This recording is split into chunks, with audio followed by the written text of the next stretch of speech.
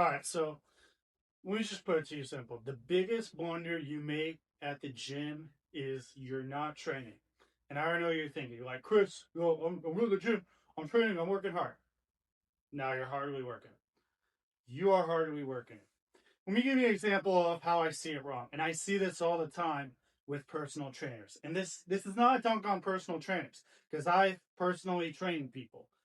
And personal trainers do some great work, but there's personal trainers and then there's adult daycare people.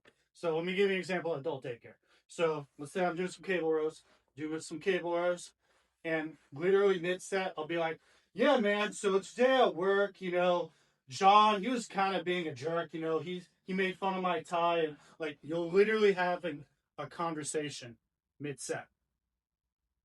That is not work. That is not working out. That is not training. That is literally going through the motions. No wonder you look this. If I trained like that, I would not look the way I look right now. And if I took this bathrobe off, don't get too excited. It's not happening. But if I did, I would not. I would not be looking like that. You have to train, like whatever the movement, you have to be exerting force. This is why I like the high quality compound movements. Not only they save time, but it's very challenging to do them and not train. Like, yeah, I can do like a one arm lat pull down and just be like, yeah, man. So I think tonight we're gonna go out and get tacos. They're doing Taco Tuesday. Yeah, look, if I'm doing if I'm doing pull ups, that's a lot tougher to maintain a conversation. I try because I've shot reels where I'm doing pull ups just to show off for you guys. When I was in my leanest condition, 165 pounds, which I'm never gonna do again, but I tried doing a real like talking, doing pull ups. That was hard. That was tough.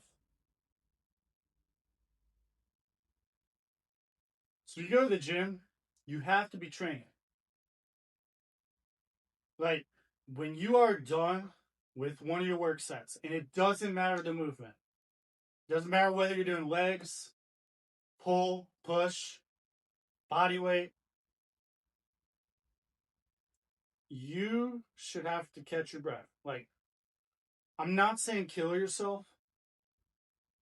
You don't want to go to the point where you're like, you know, failing, like, like vomiting, that kind of thing. But it should be very challenging to hold a conversation. Someone comes up to you, like, asks you a question. You should not be smarter than a fifth grader after a set. Like, you should have to mentally exert force because you just physically exert a lot of force. Like it should take mental force. Just uh, uh, that's training. That is training. This is the reason why I think people dunk on like low volume work so much. Because they're like, oh my god, like 3 sets. Yeah. If I'm 3 sets of just going,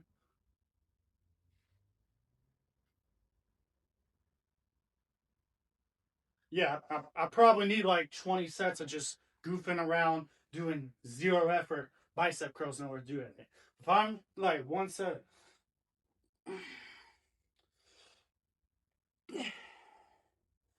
like that, yeah, that's all you need. So that's it. I hope this video gave you some value. At the end of the day, there are a lot of programs that work if you put in the work. You gotta put in the work, not be yapping and you know checking your phone in the middle of the set or like you should have to you get the 2 to 3 minutes rest after shed. You should need that. You should need that. If you don't, you're not trained. You're just going through the motions. And that's why you look in this thing. So Like, comment, subscribe. I'm going to keep dropping free game. If you got a question, put in the comments. I'll help you out. Above all else, it's your gym journey. Don't just go through the motions. Take control.